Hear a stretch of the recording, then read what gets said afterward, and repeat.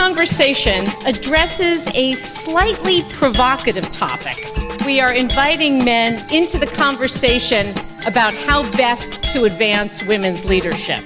I am used to speaking to audiences where women are not so fully empowered, so I have to say that here at Barnard College, women hold up 2/3 of the sky, so it's a little bit different, but I know that you have a lot to share.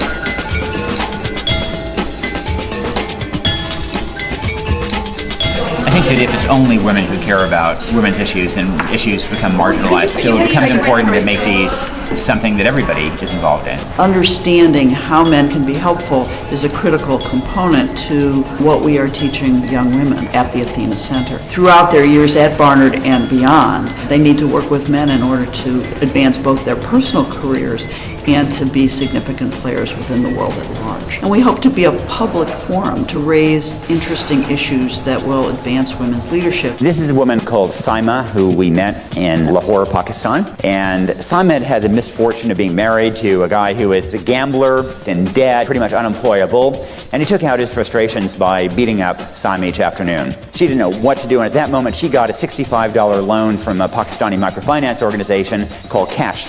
She used that and the training she got from them to start an embroidery business. She turned out to be brilliant at embroidery, and the markets in Lahore could take all that she could produce. Pretty soon she's the largest employer in her community. And at that point she needs to hire somebody to transport all that embroidery to the markets. And so she hires her husband. And at that point he begins to have a whole new perspective on female empowerment.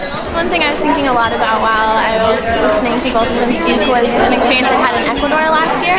We spent a lot of time speaking with rural women who are leaders in their communities, but they're leaders in the agriculture sector, which wasn't something I thought a lot about. You know, in the US we often think of leaders as business leaders or leaders in government, and I think we need to sort of broaden our scope and not just think of maybe the types of leaders that we seem to respect in this country, but think about women as leaders in all sectors. I think that perception is important, that women be positioned as solution drivers rather than as victims, and that's the key thing, is women are an untapped resource. This is a woman, Mamitu, who's also a fistula patient, gets a $300 surgery that repairs that fistula, and she gets rehab to repair the nerve damage. And then the doctors there see that she's amazingly talented, smart, and they ask her to help out. She is now an OBGYN, even though she had never gone to school. I think the important part of Nick and Sheryl's presentation is understanding why elevating women in society will affect everyone in the world. But changing the world requires equal participation of both men and women.